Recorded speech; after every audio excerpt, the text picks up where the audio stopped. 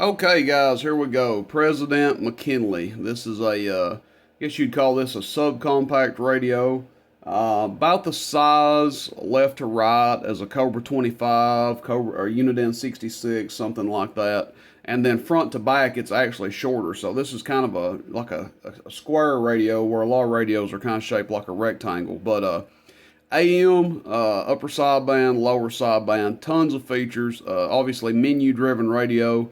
That's kind of the way to get all these features into a small radio these days. And we'll go through some of the features on this thing. I won't go through and demonstrate every single feature, but I will demonstrate the stuff that I think is kind of popular, important, or the main features of it. Again, this is probably from the ones I've had, the President radios, I lean towards this one being my favorite. Now, I will have the President Richard in soon, and that one may change my mind because it's more of a traditional type radio, looks like, than a menu-driven radio. But I do like the little Ronald for what it is. It has echo and has tons of channels if that's your thing, and has a lot of features for a little tiny radio. This one's a little bit bigger. It doesn't have echo because it's more driven to the sideband operator, but I do like the way it performs. Channel changing mic, of course, you can change your channels. And, you know, President did something that a lot of these other guys didn't when they were coming out with these channel changing mics. You had Galaxy and Ranger and stuff, and they would have the channel changing mic, but normally they sounded like crap. President actually designed a microphone that sounds good on their radio, and you can change the channels with. So I like these little President mics for these radios. They may sound like crap on something else, but they actually sound pretty dang good on the President radio. They actually match up with them pretty well. Just going through some of the features here, we'll just flip through the manual. It starts out how to use your CB, just tells you basic controls, on and off. The fine and coarse tune for your clarifier. Now, you do have the automatic squelch control, which I'll turn this up. Maybe you can hear the static. See that where it says ASC on the screen? Once you turn back the squelch to that position, you've got the automatic squelch control, which will knock out a ton of noise. I normally run it at the bare minimum just to get a little bit of static in there, but you can run it all the way back. Also with the receive, we've got the high cut filter on.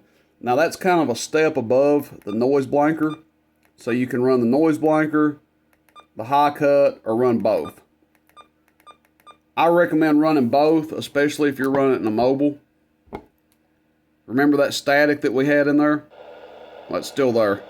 I thought it cut the static out. That's just our base level static. But I can say from my experience running a radio with the high cut in there, when you're out in town and you have that power line noise, it will significantly cut down on the power line noise you have out in town. That high cut filter works great. Let's see. PA, I don't think I need to go over that. I don't know a lot of people that use PA. It does have weather channels in it. Scan, it does have a scan mode. For those of you guys that love scan, you've got memory channels over here. Let's see, is this the channel 9 and 19 quick? Yeah. So you can quickly get to 9 and 19. Now, this one I do want to go over. Now, this is one of the interesting things about these menu-driven radios.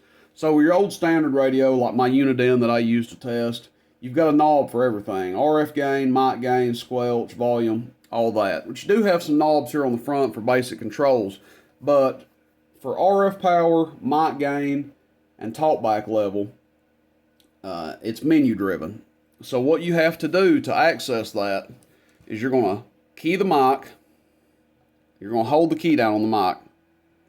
Then you're going to push this button. Now see down here on the left it says RF power. That's if we want to adjust our dead key, this, that, and other, whatever. If we don't want to do that, we hit the button again and it goes to mic gain. Audio, audio, audio. We won't run it wide open. We'll run it about right there. Audio. I think that's plenty. So we're done with mic gain. RF power, mic gain. Those two are right there. Now let's see what we do to get talkback.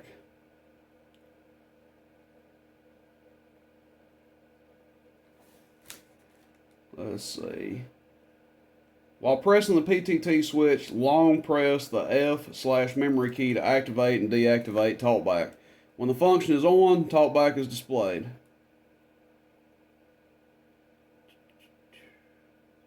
Okay.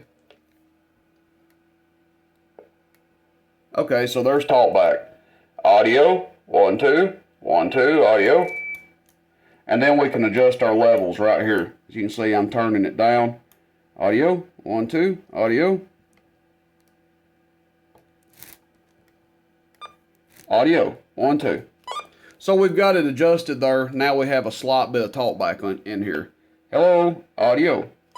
So that's 3 features that you adjust just by, like I said, you key the mic, press the button to get the RF power and mic gain. You quick press it to get talkback. You long press it. There we go. And that's that noise that you guys are hearing is a Roger beep. We can turn that off. I just left it on for the video, but that's the little President Roger beep. Let's see. Yeah, to get to the Roger beep, you just come over here. That's the key beep. Turn the Roger beep off too. This is also part of the menu features you can look at. The options, I guess, functions, you'd rather say. You can press this channel button. This is the manual channel selector. You can change the color if you like a different color. I just did blue for this one. Then when you're done, you push the button to select it. Dimmer, we can dim this thing down if we want. I like it on its brightest. Contrast. The key beep is the beep from when you're pushing different buttons or selecting different modes. Then the Roger beep, we had it turned on. Tone. Just basic stuff right there. Okay, I think that's about it that I need to go into for features. Obviously, there's some other stuff you can do. I'll leave it to the customer to kind of explore this and learn it. I highly recommend for this radio, you know, most radios, you don't even need a manual for. They're pretty self-explanatory. But when you get one of these little guys, I highly recommend, you know, opening up the manual and actually taking a look at it. Now, the next thing we're going to do is we will test this thing on AM, and we'll test it on sideband as well. Let me go ahead and turn this on peak for sideband. We'll test it on sideband as well, show you guys the output of it, and we'll go over the RF power setting and all that. So just what I'm going to do here real quick, I don't know how well you guys can see the meter in the background, but that's a 50 watt slug. We'll be looking at the middle scale. The first set of numbers is 10. The second set of numbers is 20.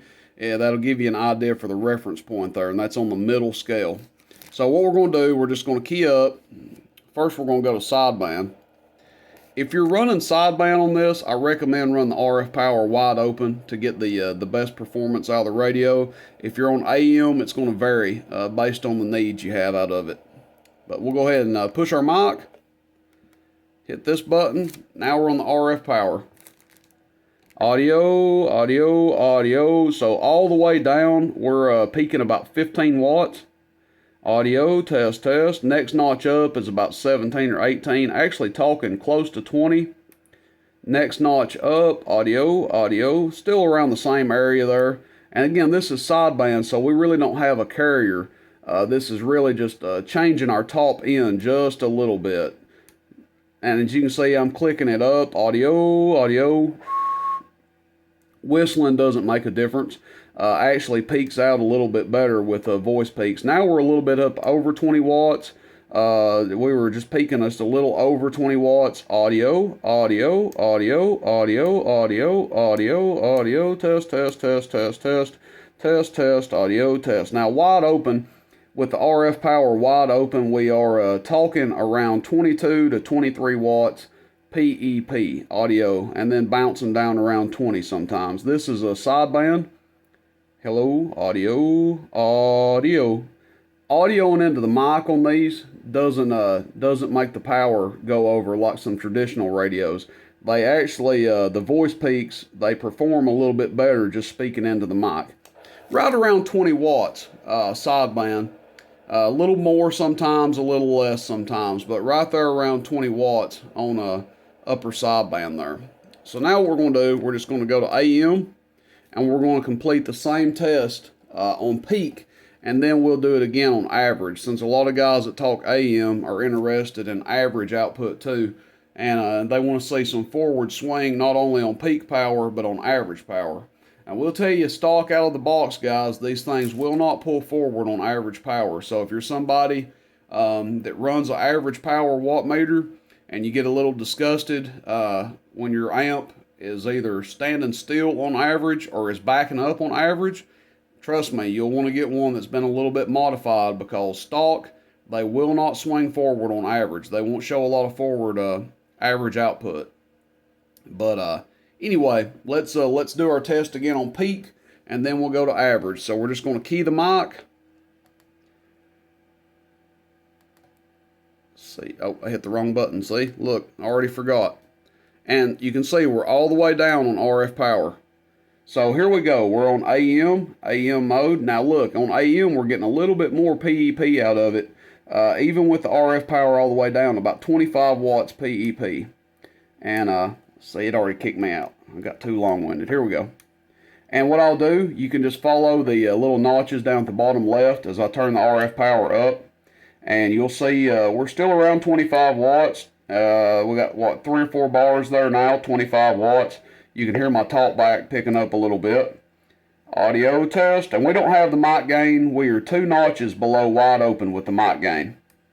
And I'll just continue to turn the RF power up and show you guys we're still about 25 watts, maybe a little more. PEP, audio test, 1, 2, 3, audio, about 28 watts on the audio. So on AM, it does respond a little bit better with the audio. Very close to 30 watts PEP, and that's with the RF power wide open. I don't recommend running it wide open on AM, because our carrier level is probably pretty high.